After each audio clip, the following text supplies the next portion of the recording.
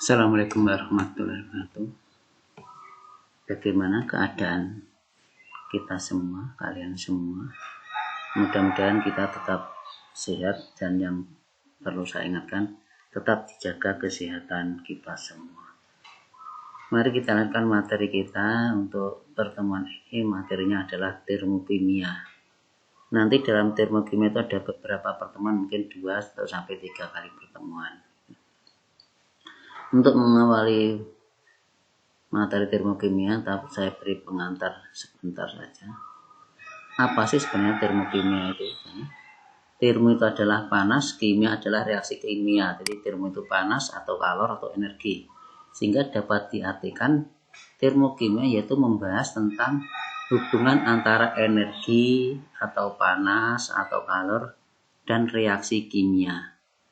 Hubungan antara energi atau panas atau kalor dan reaksi kimia. Ada beberapa gambar ilustrasi seperti ini ya, sana kan artikan apa ini. Yang penting ini ada energi, ada panas, sana panas, ini panas. Ini ilustrasi apa kira-kira? Ini es mencair ya, atau meleleh. Ini juga ada hubungannya antara panas. Ini kendaraan ini kelihatan ilustrasikan, ini kita hidupkan gitu, sehingga ada energi atau panas. Ini beberapa ilustrasi yang menggambarkan adanya hubungan antara reaksi kimia dengan perubahan panas yang terjadi dalam suatu permasalahan di sana. Sekarang kita mulai dengan beberapa istilah dulu. Yang pertama adalah istilah sistem dan lingkungan. Ada istilah sistem dan lingkungan. Apa itu sistem dan lingkungan? Saya kira semua mudah memahami. Sistem yang menjadi titik tumpu kita atau yang kita pelajari, lingkungan di luar. Yang perlu diketahui, karena nanti hubungannya dengan energi, maka energi dari sistem ini kalau dijumlah dengan energi dari lingkungan adalah harganya tetap, yaitu merupakan hukum kekalahan energi. Karena yang kita pelajari hubungannya dengan energi, maka ada energi dari sistem, ada energi dari lingkungan. Kalau dijumlahkan, harganya adalah selalu tetap. Kita misalkan saat ini kita membahas tentang kimia, maka sistemnya adalah kimia. Lingkungannya apa? Lingkungannya ya biologi, ya fisika, matematika, dan seterusnya. Misalkan saat ini kita membahas tentang kelas 11 aliyah, maka sistemnya adalah 11 aliyah. Lingkungannya siapa? Kelas 12, kelas 10, dan seterusnya. Dan yang perlu kalian pahami bahwa kita itu merupakan suatu lingkungan nanti dalam membahas materi ini, termokimia. Jadi apa yang kita rasakan itu berarti yang dirasakan oleh lingkungan. Misalkan kita terasa dingin, maka itu artinya lingkungannya dingin. Kita terasa panas, maka itu lingkungannya artinya merasa panas. Kalau merasa panas berarti ada energi yang masuk ke kita atau ke lingkungan. Ada beberapa jenis sistem. Ada sistem terbuka, ada sistem tertutup, ada sistem terisolasi. Kalau terbuka, prinsipnya kalau terbuka, ada pertukaran antara materi maupun energi dari sistem ke lingkungan. Jadi sistem ke lingkungan bebas keluar masuk, baik itu berupa materi maupun berupa energi. Itu yang terbuka. Kalau yang tertutup sana, kita lihat kalau yang tertutup ini agak-agak ini, terjadi pertukaran energi atau materi ke satu arah. Artinya ini kalau kita bilangkan begini nih. Jadi kalau tertutup itu energinya bisa keluar masuk, tapi materinya tidak. Itu ya. Ini kalau kita bilangkan, energinya bisa keluar masuk, tetapi kalau materinya tidak. Contohnya apa? Sinar matahari masuk ke gelas yang diberi tutup kaca, jadi sinarnya bisa masuk. Nah, dari dalam materi dalam gelas tidak bisa keluar. Terisolir. maka baik materi dan energi tidak dapat keluar masuk. Yang terisolir, terisolasi, baik materi maupun energi tidak bisa keluar masuk, tidak bisa berubah. Contohnya apa? Air dalam termos.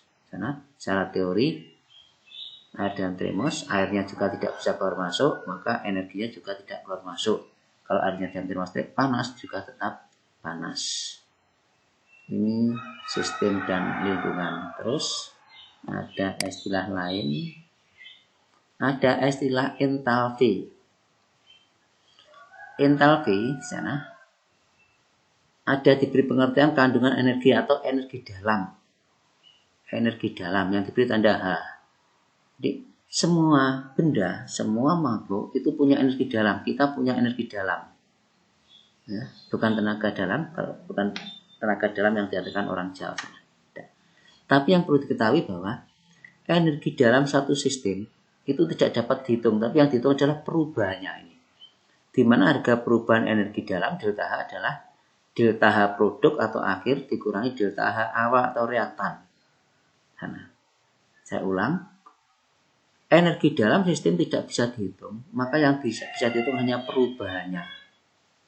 Di mana harga delta H adalah H produk atau akhir dikurangi H reaktan atau awal. Kita misalkan, saya pagi hari sarapan nasi 1 piring, ada lauk tempe, maka bisa kita hitung itu energinya.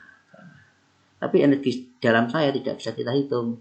Lalu saya bekerja, maka bisa hitung. Maka perubahan yang ada, itulah yang bisa kita hitung. Itu yang dinamakan perubahan entalpi atau delta H.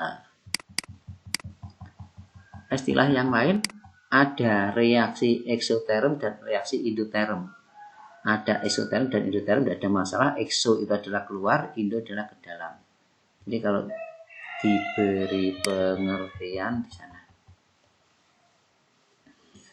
Nih, reaksi eksoterm di sana. Panas mengalir dari sistem ke lingkungan. Jadi sistemnya akan berkurang. Delta H kurang dari 0. Delta H ini dihitung dari sistem, kurang dari 0. Itu eksoterm. Endoterm, maka sistem akan menyerap panas dari lingkungan atau delta H lebih dari 0. Jadi kalau kita gambarkan di sana, ada reaktan, ada produk, ada reaktan, ada produk. Jadi kalau delta H-nya positif, delta H-nya negatif, cara membedakan adalah kalau panahnya ke bawah, nanti maka delta H-nya adalah negatif. Kalau panahnya ke atas, delta H-nya adalah positif. Itu aja. Ya. Ini penggambarannya kurang pas ini. Saya ulang. Kalau panahnya ke atas itu delta H positif, kalau panah ke bawah delta H negatif. Kita lanjutkan. Sana. Ada macam-macam perubahan entalpi. Macam-macam perubahan entalpi. Yang pertama perubahan entalpi standar, namanya delta HF. Nanti yang kita sering kita gunakan ini delta HF ini. Apa artinya di sana? Lihat ini. Perubahan entalpi adalah ini perubahan yang terjadi untuk membentuk satu mol zat atau senyawa dari unsurnya. Yang terpenting ini 1 mol zat. Kalau tidak 1 mol zat berarti bukan. Kita ambil contoh ini, Na plus Cl2 menjadi NaCl. Karena penulisan seperti ini, NaCl hanya 1, di mana harga delta H-nya adalah min 413 kJ. Karena ini yang terbentuk 1 mol, maka ini 1 mol per mol, maka ini boleh disebut delta HF. Itu yang terpenting. Jadi untuk 1 mol. Kalau misalkan ini 2 mol, harganya ketahui, maka delta HF-nya ya nanti dibagi 2 dan seterusnya. Yang kedua, perubahan entalpi penguraian delta HD. Sama. Ya, perubahan entalpi yang terjadi untuk menguraikan 1 mol. menjadi unsur-unsurnya tetap 1 mol, kuncinya tetap 1 mol. Contohnya ini di sana, NaCl terurai delta HD di sana, karena ini 1 mol yang terurai maka bisa disebut delta HD, harganya plus 413. Dari angka ini dapat kita rumuskan, kita simpulkan bahwa delta HD sama dengan min delta HF. Nanti yang ada dalam soal-soal yang diketahui delta HF. Jadi kalau delta HF-nya berapa, maka delta HD-nya bisa kita hitung seperti ini.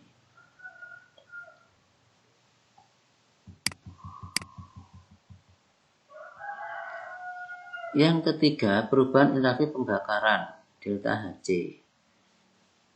Tetap perubahan entalpi yang digunakan untuk membakar 1 mol zat. Untuk membakar 1 mol zat. Kita ambil contoh ini. Reaksinya seperti ini. Siapa yang dibakar? CH4. Berapa yang dibakar? 1. Karena ini 1, maka di sini disebut delta Hc. Harganya ini min di sana. Kalau ini tidak 1, maka ini tidak boleh disebut delta Hc. Jadi untuk pengantar sementara seperti itu. Untuk latihan bisa dikerjakan di soal dari UKBM. Saya ulang, untuk latihan bisa diambil soal UKBM.